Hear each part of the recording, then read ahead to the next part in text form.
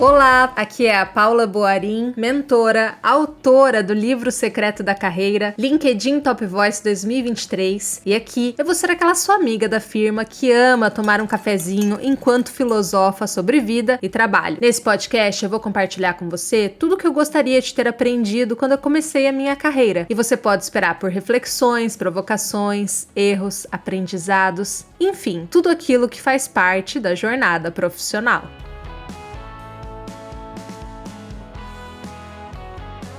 Conversas nem tão difíceis. Comece esse podcast com a frase: nós somos a nossa falta. Como isso faz sentido? Eu já devo ter comentado em algum momento que conversas difíceis não é uma habilidade que nasceu comigo. Aliás, as próprias conversas já eram bastante difíceis para mim. Eu sei que eu não tô sozinha nessa, porque seja por timidez, insegurança, ausência de referências, construção social, criação ou qualquer outro motivo, muitos profissionais carregam consigo problemas na comunicação. E não é à toa que esse é um dos temas mais rentáveis para consultores empresariais, a comunicação. Mas olha só como é a vida. Apesar de ser um tema naturalmente difícil para mim, após muitos anos de estudo, desenvolvimento, treino, e eu continuo nessa jornada, eu desenvolvi um curso com mais de 1.000 alunos, um livro e muitas palestras com nome homônimo ao desse podcast. Ou seja, querido ouvinte, a esperança. A comunicação, essa é a vantagem dela, é uma habilidade treinável. Dito isso, já trazendo aqui uma luz, uma esperança, quero trazer algumas conceituações que são importantes quando a gente fala desse tema conversas difíceis. Primeiro a gente tem que entender o que é uma conversa difícil. E eu começo dando uma resposta que quem é de RH, como eu, adora dar, e quem não é, detesta receber. Depende. Depende de quem está envolvido nessa conversa, do tema, ou até mesmo dos recursos que a pessoa tem para desenrolar essa conversa. Sabe aquela frase, para quem só tem martelo, todo problema parece prego? Tem muita gente que age assim na comunicação. Por falta de outros recursos, acaba respondendo e reagindo sempre da mesma maneira. Mas talvez nós aqui podemos concordar que uma conversa difícil, invariavelmente, vai envolver emoções tidas como negativas, o que é péssimo em uma sociedade que adora uma positividade tóxica. E aqui eu tô falando do medo, da tristeza, da raiva. Inclusive, um parênteses aqui.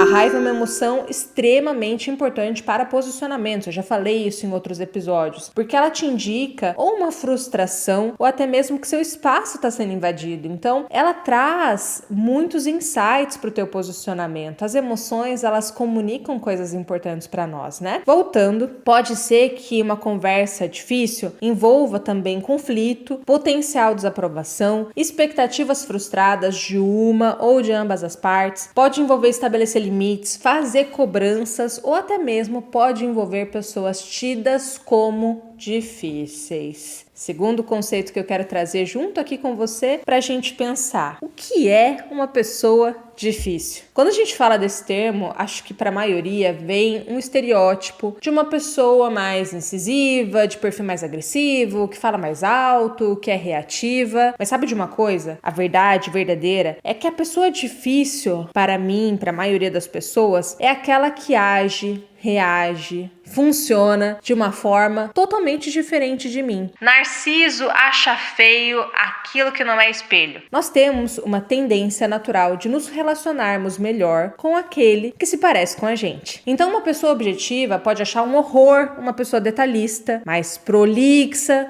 que traz bastante conceito, contexto. Uma pessoa relacional pode achar tenebroso lidar com uma pessoa objetiva, lendo-a como grossa e assim por consequência. Essa noção, gente, ela é muito importante para a gente cravar aqui um conceito que nos tira de uma inocência ingênua e de uma posição de achar sempre um culpado, um responsável, sem se implicar na resolução do problema, que é: nós podemos ser a pessoa difícil de alguém. Então, entendendo isso, já demos um passo aí na nossa maturidade, na nossa postura de adultos. A gente precisa compreender o terceiro conceito, que é: por que a gente precisa ter conversas difíceis, especialmente no trabalho? Eu parto com a frase: porque tudo que você cala adoece. E a maioria das pessoas, seja por medo, insegurança, ou até mesmo o pensamento mágico de que as coisas vão se resolver sozinhas, tem a tendência de deixar o barco correr. nas organizações. E eu preciso dizer que eu nunca vi isso dar certo. Essa é a fórmula perfeita para instalar o ranço ou até mesmo romper as relações. Sabe quando você vai se afastando em silêncio diante de pequenas coisas que te agridem, que na somatória se tornam coisas grandes? Afinal, você já tá com o hiperfoco instalado e querendo confirmar a cada atitude do outro as teorias mentais que você criou. Eu mesma já fui essa pessoa, eu confesso, até que minha terapeuta me disse: Paula, você parece uma criança de 2 anos. Se não é como você quer, você simplesmente pega a bola e vai embora. E eu pensei, caramba, pagando para ser humilhada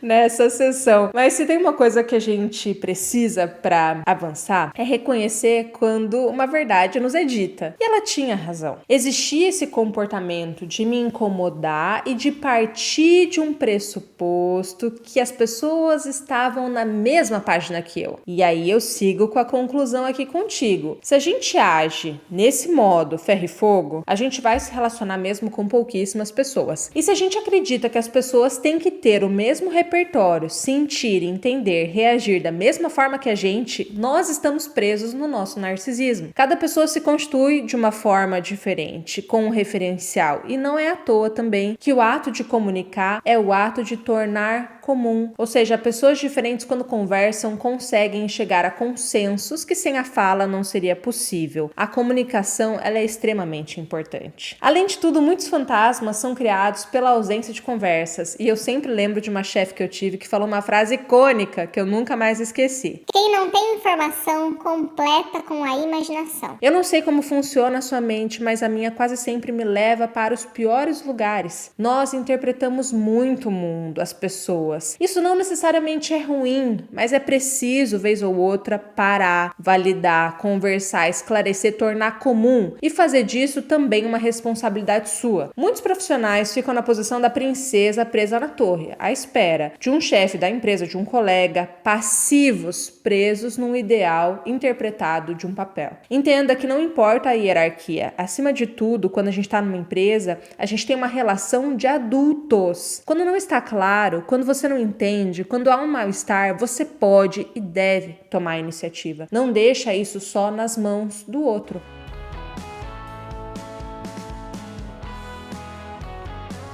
Quem se comunica bem, com boas noções de empatia, com proatividade, quem é sábio com as palavras e entende minimamente a psicologia humana, consegue tudo o que quer em uma empresa, especialmente em uma empresa brasileira, onde o que vale é o relacionamento que você constrói, as pontes que você cria. Eu poderia nesse momento te dar muitos exemplos de situações difíceis, como conflitos com o chefe, limites, nãos, entrevista de emprego, pedidos de demissão e tantas outras. Poderia aqui te apresentar saídas possíveis, estratégias de comunicação, palavras e expressões que são mais indicadas, ou até mesmo que você deve evitar a todo custo. Mas além desse podcast ficar com horas de duração, já existe esse conteúdo organizado, direcionado no CNTD, o meu curso sobre conversas nem tão difíceis. O link, inclusive, está no descritivo. Então, meu foco com esse episódio, ele é um pouco mais simples, tá? É garantir que você entendeu as premissas básicas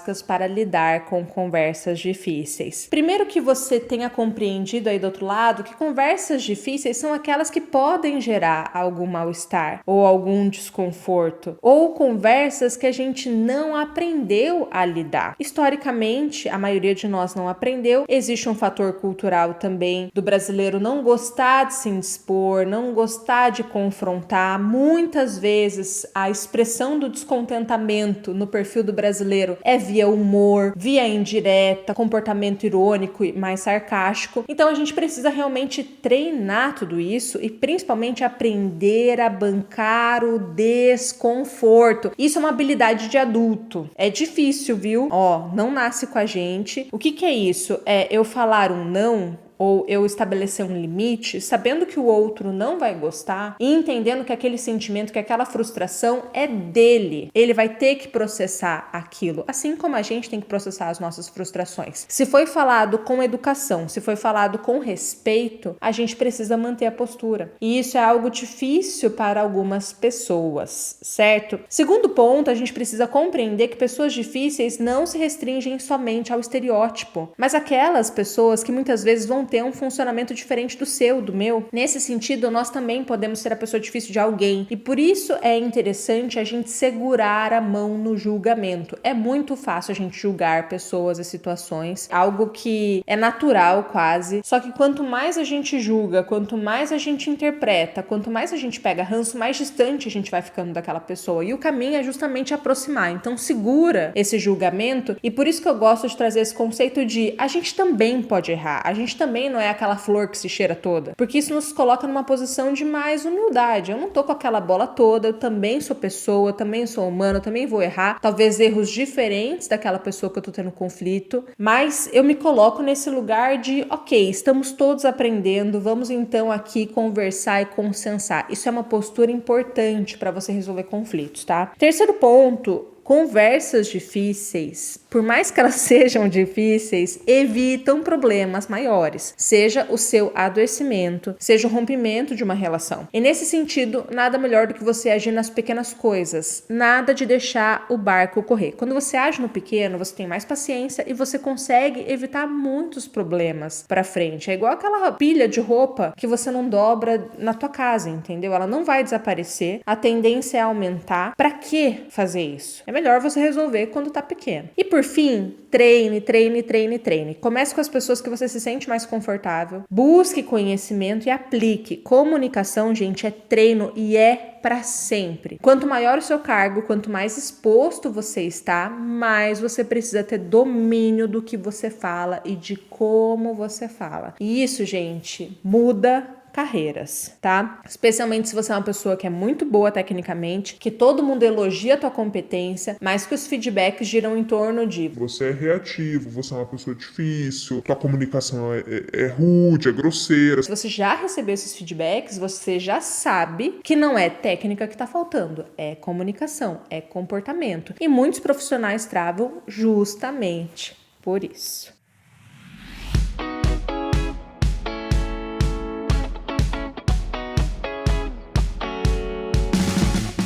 Curtiu o conteúdo? Foi útil? Então você já sabe o que eu vou pedir pra você, né? Avalia esse episódio com 5 estrelinhas, o podcast de um modo geral com 5 estrelinhas. Compartilha com quem você ama e quer ver crescer. Compartilha nas redes sociais pra eu saber que você está acompanhando, que você está curtindo. Eu sempre comento, dou um coraçãozinho, agradeço aí a audiência e a gente se encontra na próxima semana com um novo episódio. Até lá!